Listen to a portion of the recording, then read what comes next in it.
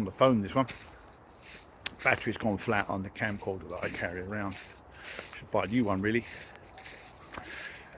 Anyway, so what happened was, on our last trip out a couple of months ago, Mrs. Bob and I, we went down to the south coast for a day out with the dogs. We parked on the beach. It was a very nice day. It was a nice trip out actually, but I had the fridge running all day long. Had some lights on with the radio on. You know, inevitably the leisure batteries on my van started to run a little bit low. They didn't run out, they got down to about 45%, which is okay, that's fine.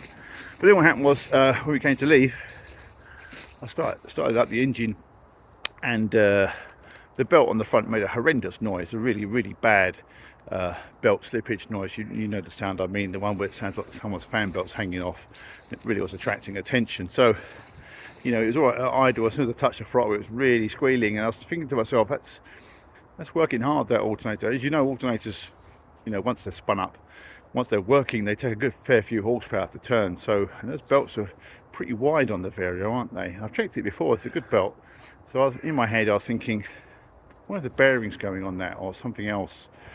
It's seizing, you know. It took a good 10 minutes for it to stop making the noise. I let it run at idle, revved it up a few times, and then eventually it went away and didn't come back again. So I put it down to the alternator working really hard through the diode thing, split charge thing, to charge the auxiliary batteries, which it was, and that's what it was. So in this video, I'll show you what I did. I took the front off because it was just so awkward to get to, and it's going to change a tensioner as I did.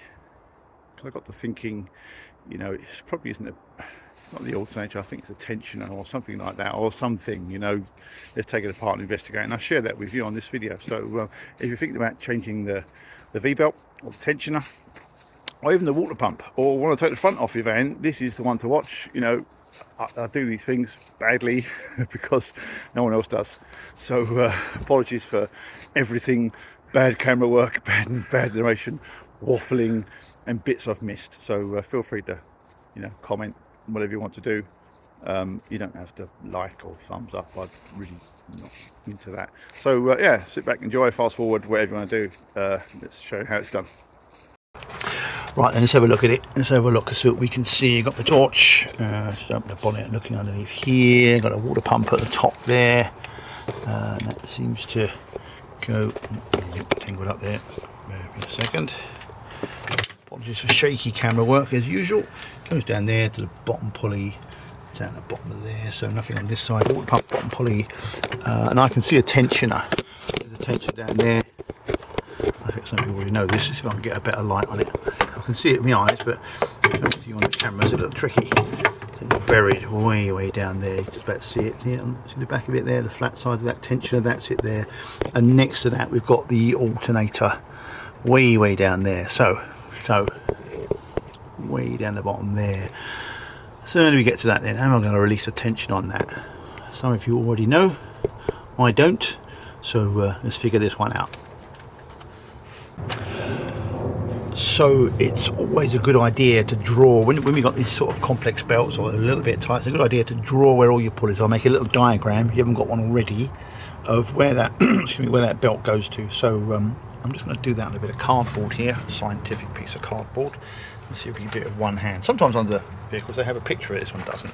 So we've got let's see if I can get this right, we've got a bottom pulley there, we've got a water pump up here, and an alternator over here. As far as I can see, they're the three things that we have. That's all we have on it. And here we have a tensioner pulley round about there. So the belt runs something like to there, up to there, at the top of that, then underneath the tensioner and around the alternator and that way. So this tensioner's acting. Do it so you can see what I'm doing, shall I?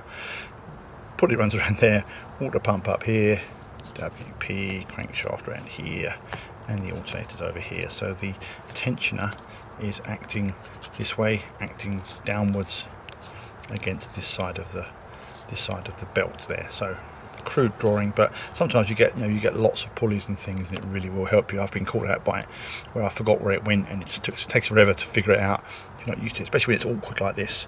So that's the way it goes. Just hang on to that. I mean, it's not rocket science, that one, is it? But worth hanging on to, or at least remembering it.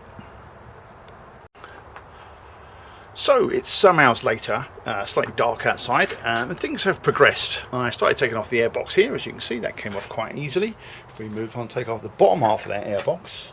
Then moved on to take off the header tank for the water bottle. That's just here. That came off. All clips together. There's a few bolts in it. It's not that bad. We moved on to taking off the front panel, the radiators.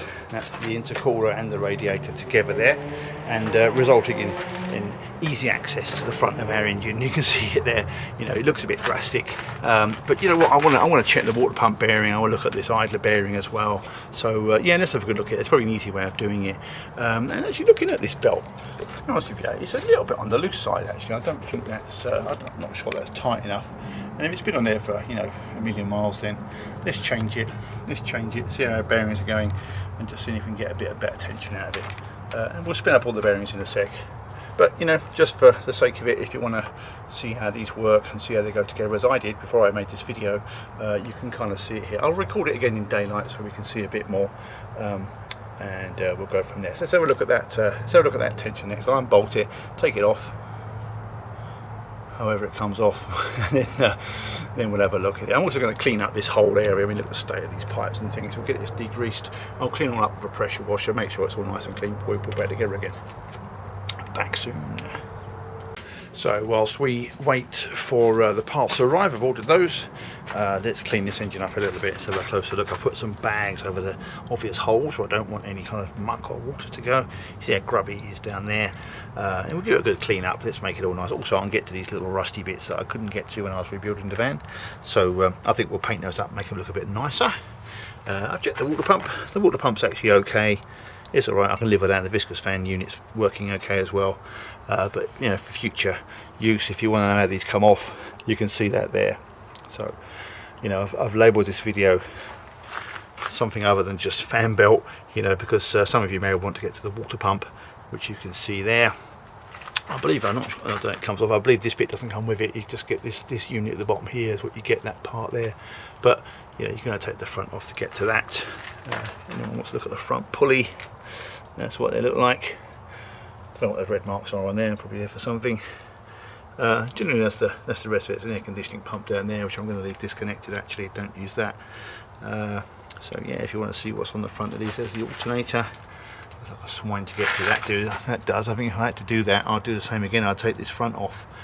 You know, it's not a big issue taking the front off of these. I thought it might take longer, but really took about an hour to get all the radiator and everything else. It kind of all comes apart quite easily, you know. So yeah, let's onward. Let's give it a clean. What we're going to use today? Well, I recommend this stuff. You know, I've used lots of things in my time, but the Autoglim engine and machine cleaner just works wonders. There's something about it. It's a really good cleaner.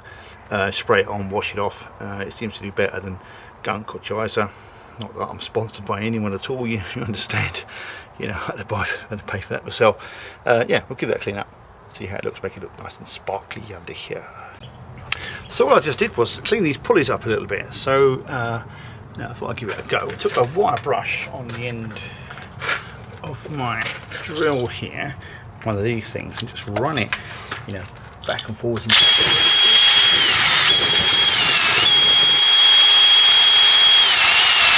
Working my way around each pulley. Surprising how much crud came off it actually. Quite a lot of rust came out of there, and looking really closely at it, you can see there's quite a bit of rubbish in there. So good idea, clean your pulleys up a little bit. I wasn't going to, but I'm glad I did now, because this camera can see in there, it's fairly clean now. And it was full of rust. Same goes for the alternator pulley, that was pretty nasty in there, so worth doing. Yeah.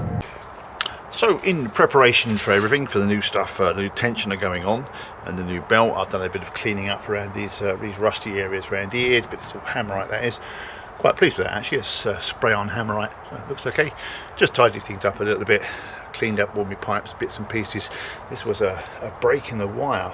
This double power wire, I think, went behind the radiator sort of down there, and it had been chafed and cut through, and I think that's what this wire up here that somebody put in, I think that's the replacement for it. So I've got to have to look at that, see where it goes to. They kind of go to the same place, somewhere back of the engine over there. So quick repair there, worth having a look if you have a similar issue. There's a power wire runs down there, so clean everything up, And I splashed a bit of paint on my front pulley just because it was rusty. I don't, just preserve it a little bit, and just checked everything else. The water pump bearing's okay. But I do have a dilemma here. I do have a bit of a dilemma, and that is this sump guard under here. It's like a fiberglass cover that goes over the sump, and it's loose. It's hanging off at the front there and hanging on its bolts. It's like a fiberglass thing. I think it's a protector, but there's gubbins inside it. So the dilemma I've got is this: if we peer underneath, bear with me a second, manoeuvre myself. Not sure if you can see. I'll try and get the camera to focus on it, but just here, if it's showing up, are two sort of turnbuckle type affairs that hold it on. There's obviously some sort of bolt or shaft inside the sump here that these little screws sort of screw up to and hold on. There's two of them at the front. So the problem is that this one on this side is broken or jammed. I cannot make it work. It just goes round and round. The rubber's missing off it. It's rattly and horrible. This one here does work, but it's quite loose. It's not that tight. I can tighten it up and hold this cover up there, but it falls off again. I've done it 2 or 3 times now. So the dilemma I've got is this. You can see it moving here. I don't really want to leave it like that. It doesn't sit well with me because it's resting against some pipe work over the back there. It's resting against, I think, the power steering pipes. It just isn't right. So come back up here again, and I'll show you it. So if you've got one of these, then see if you've got the same problem. So I don't have many options really. I can't change the bolts on the bottom there. I don't think I can. I've tried to get them out, but I think it's from they're bolted on the inside somehow. I can't take this off because it's an engine out job, and I'm not going to take my engine out to get to that. If it ever does come out, obviously I'll fix it. So I'm stuck between a rock and a hard place really. There is only one thing I can do, I think of, and that's a bodge. And I don't like doing bodges, but it's going to have to be a professional calculated bodge to hold that in place. I'd rather it's held in place than fall off or damage something else. So if you've got the same problem, tell me what you've done, and I'm going to show you what I'm going to do for it. I've thought long and hard about this. I don't usually like doing bodges, but I'm going to have to here. So there we are. Then what I've done is I put a dirty great big cable tie around it. So right around a big 12mm heavy duty zip tie. Yeah, I can hear you gasping in horror. I would as well. All the way around that top case there. Made sure it's behind the bolts. Made sure it's behind the bolts underneath as well. It goes right down there. Not sure how well the camera, so you can see I've rendered it down there. It's a great big 2 meter long cable tie. It costs about £5 actually. I can't think of anything better. I don't think, damage limitation, if it falls off, if it heats up, melts, falls off, shouldn't do. It's not a hot part of the engine. It's going to fall into the front of this pulley here, and being plastic, it will just burn off and melt. It may throw the belt or something, but I don't think it's going to be catastrophically damaging if it does fall off.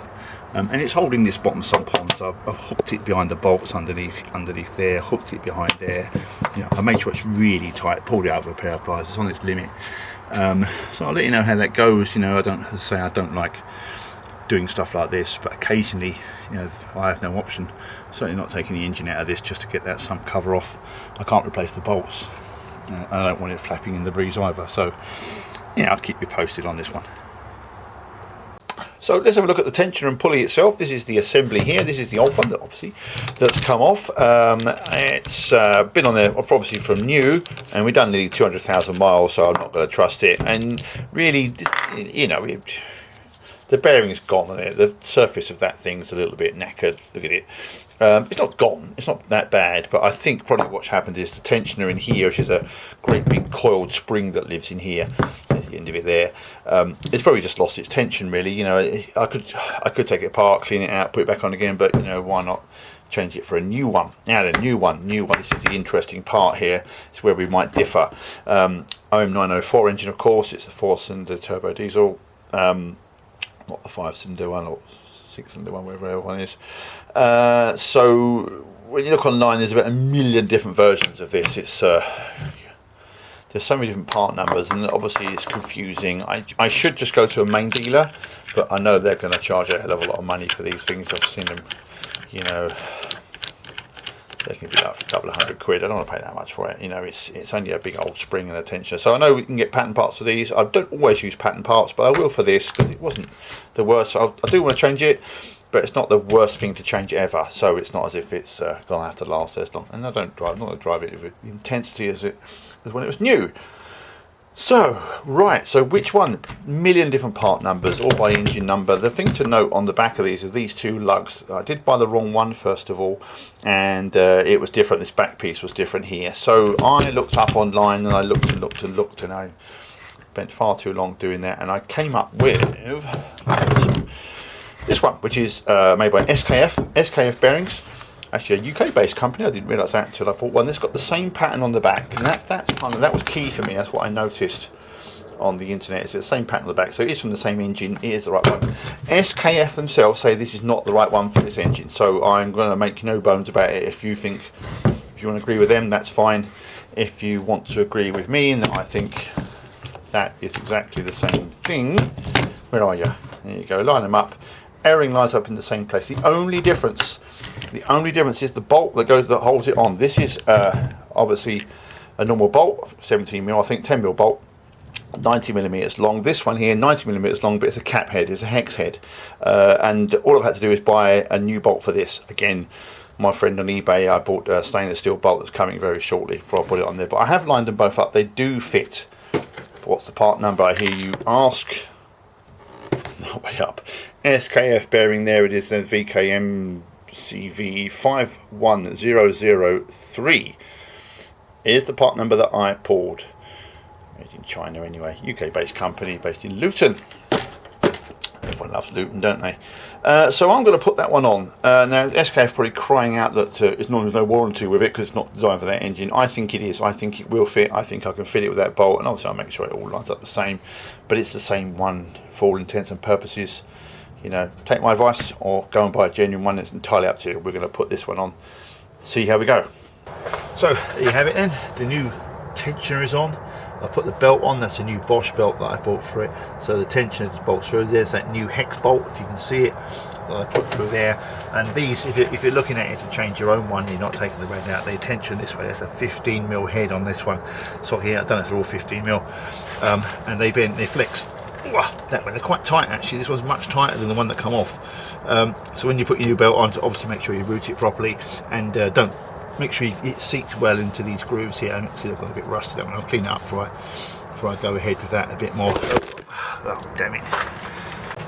Sorry, the camera fell over there. So you can tell it's not ideal weather conditions today, is it? So yeah, so it's a 15mm socket, like I say. It'd be awkward to do. When I put this back together, I'll have a look and see how tight that is, but you can only really get a spanner on the end of the pulley there to release the tension. And I guess with the radiator in, you've got to kind of do it from up here and do it that way. It's going to be a bit awkward actually. I wouldn't fancy doing it myself. I guess you do, you know, I'm not saying it's not the right way to do it, but yeah, just make sure your belt is seated, everything there nicely. And like I say, the tension on this one, I can feel it already. It's much tighter than it was before. And it's a really cold day today, so when that's warmed up a bit, that's going to bed in nicely, and hopefully that's going to solve my problem. You got viscous fan on the front here. It's 3 bolts there, and there, just 3 hex caps there, 6mm ones just under those 3, and that's off. So for those that want to know, the radiator shroud, the fan shroud, clips onto the front of this radiator here. I've got it on end here just so you can see how it goes in. There's these little slots here that the shroud fits into, one there, and one up there, and it's only held on by these clips here. If you look at the clip there, when the shroud's on there, I'll try to show you again when I'm done, you push the tabs in like that, and it pops out. It just unclips forwards off of that and comes away. So radiator, intercooler, and the front panel all go together. They're all bolted together. Well, actually, they're not bolted together. They come with like some clips. Where are you? Come here. They come with some clips on here. See if I've got one here. Here we are. Look, this is the clip that normally bolts. Now I'm sure it's got a name, this clip. I can't remember what it's called now. I didn't actually know. It kind of clips over the front of the like a plastic rod that goes through the middle here, but I didn't like that. I'm too mean to go and buy some of these clips. I can't find what they're called anyway. I didn't like the idea, so I've just found some rubbers and bolted them on there with a 10mm nut and bolt right through the middle of it all, just for my own moment sake really. So that's how it goes. I'll show you it in situ, but like I say, it all comes off as one unit, as one whole piece. So while I've got a bit of light left here, I'll show you this. The light's going a little bit, so it's a little bit dark today. Yeah, I would recommend that you take the front bumper off. Really, I would. No, in hindsight, you'd be better off taking off the front bumper to get this out, because then you could put this radiator and the front panel on as one unit. Then the whole thing would go on together. It'd be a lot easier to do. So I've struggled for the past hour putting this back together. Your problem, child, is going to be these fixings here. It's like a plastic sleeve. There it is. There's a plastic sleeve that goes through the front panel here, through the radiator, and there's a clip. Camera work. There's a clip that clips on the back of here. Now I've modified this with a nut and bolt affair, a long bolt going right through it, and it's rubber mounted, because you're never going to get those back on again. If you do this separately, as I've done, take the radiator out separately from the front panel, you're going to struggle getting these back on again. Or maybe you won't. Maybe it's my skill. You know, the problem one is that one right down there. You just about see it. This one right down here. Which is a real pig to do. It's an awkward bloody thing. It took me ages to get that one. I did that one first. As you can see, I put some stainless steel nuts and bolts through it to kind of hold it all together, to bolt the whole thing together. Yeah, I'm not recommending that. It's not the right way to do it. That's the way I've done it. And I usually put new nuts and bolts and everything I do anyway. So that's going to be your awkward bit. If you took the front bumper off, you could put this whole assembly on in one piece. It'd be a lot easier. This shroud around the back here is a bit awkward as well. I described that already, how that comes off. When you put the radiator on separately, put that on first, put that on with it, and the whole thing goes on together. It's a little bit, you have to kind of jiggle it around a little bit to get it all to go in there. But once it's in there, you can get to all the hoses. I've got to all my hoses down there, nice fresh clips on there. Lubricate the clips so they clamp up nicely. And the same goes for your intercooler manifold hoses down there as well. So that's all back on now. I've run out of light here, so I'm kind of shining the light around what I've done so far. Now looking at it, knowing what I know now, just trying to show you where the belt is. Actually, the nice fresh new one down there. I can't see it in this light.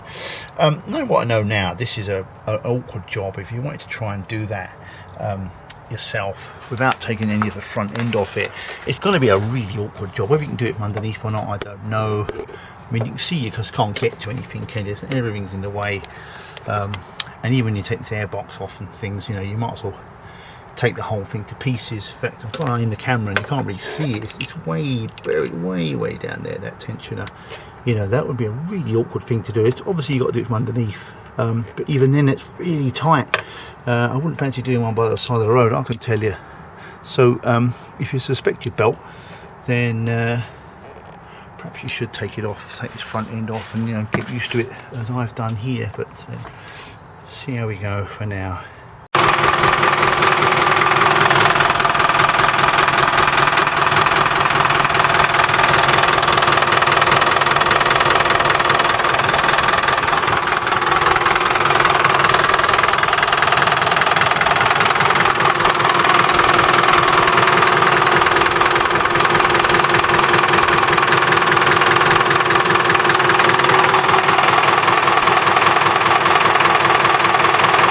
As you can see here, it's back together. I'm running it up, filling up with antifreeze. Make sure you've got the right mixture of antifreeze in there. I've got a tester that I can test it with, and just run it up to make sure that all the water's going through the heater and stuff. Turn the heater on, make sure it gets warm.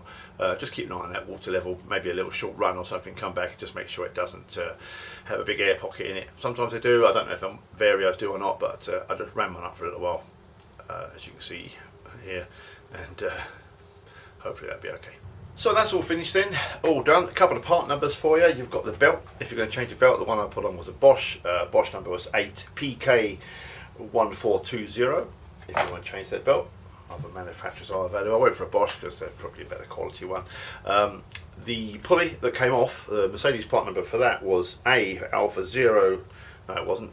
So say that again. A 90620000270. And I'll put that on the screen now. So yeah, that's it. So if you want to take your water pump off, or you want to change the tensioner on your belt, or even the belt itself, have a look at my video and pause it where you need to see what it all looks like. I wouldn't like to change your belt without taking it apart. Having that said, it's fairly, you know, it's not a small job, but it's not a major job. don't be too scared of taking these apart, because they're not too bad really. It takes a couple of hours. And also, don't be afraid of your Mercedes dealership if you choose to use one of those. Charges you quite a bit for it. It's an awkward thing to do. And I'm sure there's other ways of doing it, but taking it all apart like that, at least I can show you where everything goes and how it all fits together. Cost-wise, it wasn't too expensive really. Probably under 100 quid, $100, $120, something like that. Although it cost me a lot more because this was filmed over the course of a few weeks and over the period when Britain froze to death under 10 centimetres of terrifying snow. And it froze my batteries. It froze both batteries, and one of them just destroyed it. So I had to buy 2 new batteries, and they're not cheap, are they? They're big old batteries in there. So, but I don't mind. I know they've got a good 5-year guarantee on them. So won't go into that now. Good luck for changing your belt. Hope you enjoyed this video. Please put something in the comments if you want to ask a question on it. Happy to answer. And if it's still that time of year, then very happy New Year to everybody, and have a good one. Thanks for watching. Bye.